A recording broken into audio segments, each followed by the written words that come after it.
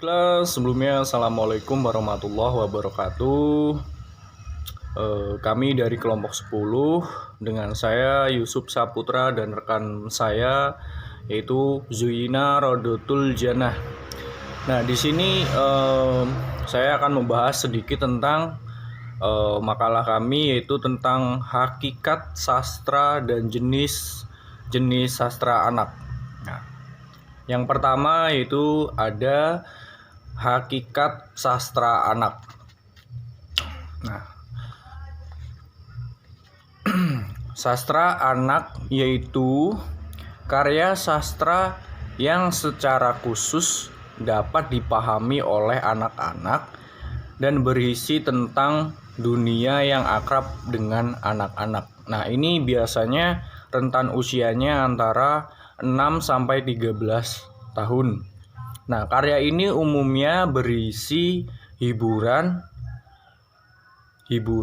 membentuk kepribadian anak serta membentuk kecerdasan ataupun emosi seorang anak. Nah, kemudian yang kedua ada jenis-jenis sastra anak. Nah, ini ada 6 jenis-jenis karya sastra anak.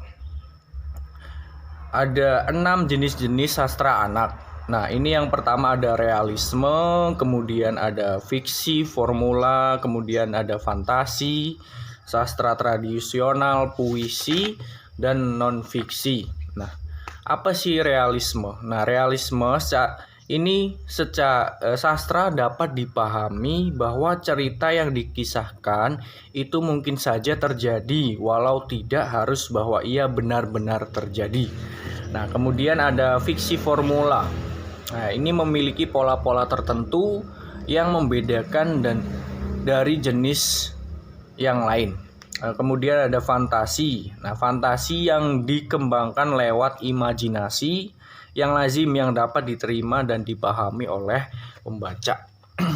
Kemudian ada sastra tradisional.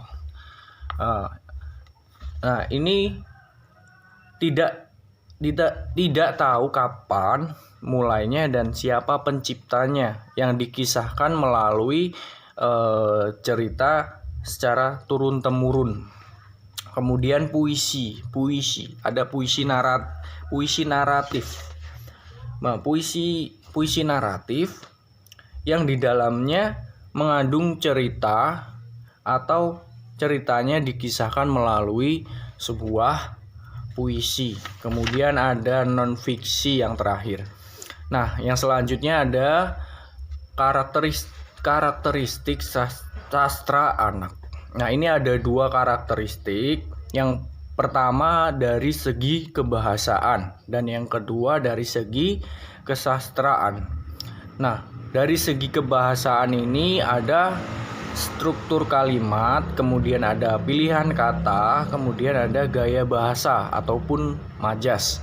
Kemudian dari segi kesastraan ini ada alur cerita, karakteristik ataupun tokoh cerita, kemudian tema. Nah, kemudian yang selanjutnya yaitu sastra anak di sekolah.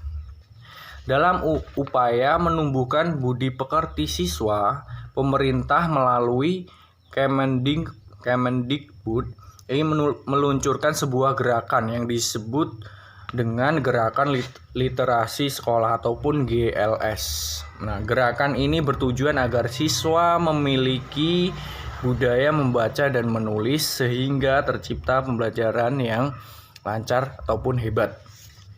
Kemudian yang terakhir ada pengertian puisi anak-anak ataupun yang D. Nah, ini istilah puisi anak ini ada 2 pengertian. Yang pertama, puisi yang ditulis oleh orang dewasa untuk anak-anak. Kemudian yang kedua, puisi ditulis untuk konsumsi mereka sendiri. Nah, pada puisi anak dan orang dewasa memiliki perbedaan yang memiliki perbedaan. Nah, di sini yang membedakan adalah segi bahasa, tema, ungkapan, gejolak emosi yang diungkapkan. Nah, yang selanjutnya akan dijelaskan oleh Zuyina. di sini saya akan melanjutkan materi selanjutnya, yaitu yang E. Jenis puisi pada anak. Puisi sebagai suatu karya sastra seni terdiri atas berbagai ragam. Puisi berdasarkan cara penyair mengungkapkan isi atau gagasan yang hendak disampaikan terbagi atas puisi naratif, puisi lirik, dan puisi deskriptif, yakni sebagai berikut. Yang pertama ada puisi naratif. Puisi naratif itu adalah puisi isinya berupa cerita. Penyair menyampaikan gagasannya dalam bentuk puisi dengan cara naratif yang di dalamnya tergambar pada pelaku yang berkisah. Yang kedua ada puisi lir. Puisi lir adalah puisi yang mengungkapkan gagasan pribadinya dengan cara tidak bercerita. Puisi lir itu berupa pengungkapan pujaan terhadap seseorang. Yang ketiga itu ada puisi deskriptif. Puisi deskriptif adalah puisi penyair yang mengungkapkan gagasannya dengan cara melukiskan sesuatu untuk mengungkapkan kesan, peristiwa, pengalaman menarik yang pernah dialaminya. Kemudian yang F, pengertian prosa anak-anak. Prosa fiksi anak-anak adalah karya sastra yang tidak dibuat atas rangkaian bait demi bait, tetapi dibuat atas rangkaian paragraf demi paragraf dengan merangkaikan unsur-unsur seperti tempat, waktu, suasana, kejadian, alur peristiwa, pelaku, berdasarkan tema cerita tertentu yang diperoleh secara imajinatif. Kemudian yang G, ada jenis-jenis prosa anak-anak. Beberapa jenis prosa fiksi antara lain, yang pertama ada prosa fiksi sains. Prosa fiksi sains adalah cerita fiksi yang disusun dengan menekankan pada isi yang diinginkan disampaikan. Isi yang disampaikan itu berupa ilmu pengetahuan sains atau bersifat faktual. Namun demikian, isi yang bersifat faktual tersebut disusun dalam bentuk cerita fiksi dengan cara menentukan pelaku, latar, dan alur. Tujuannya itu untuk menarik minat dan perhatian siswa sehingga mereka merasa tidak sulit memahami isi dan pesan yang ingin disampaikan pengarang. Yang kedua itu ada prosa fiksi realistik.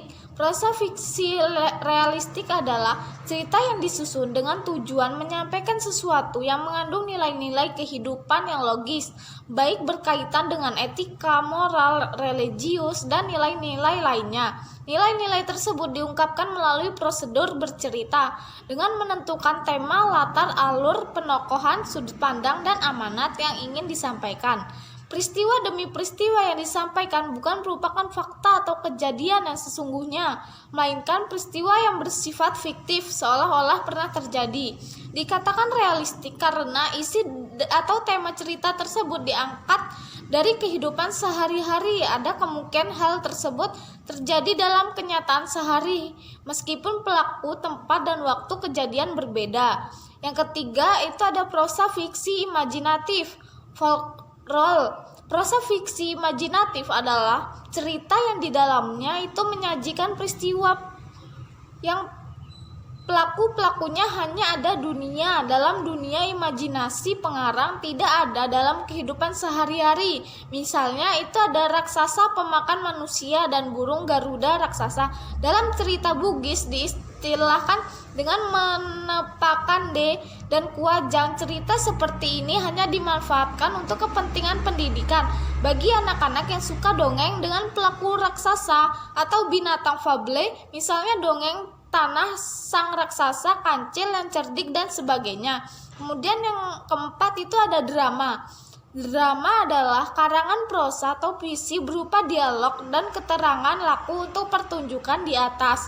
Pentas itu menurut Surana 1984. Drama itu merupakan cerita konflik manusia dalam bentuk dialog yang diproyeksikan pada pentas dengan menggunakan percakapan dan aksion di hadapan penonton menurut Hermawan 2018. Jadi, drama itu merupakan salah satu karya sastra yang dipakai sebagai medium pengungkapan gagasan atau perasaan melalui serangkaian dialog antar pelaku dan adegan, yang tujuan utamanya bukan untuk dibacakan seperti estetis, melainkan untuk dipertunjukkan. Sekian dari kelompok kami akhiri. Wassalamualaikum warahmatullahi wabarakatuh.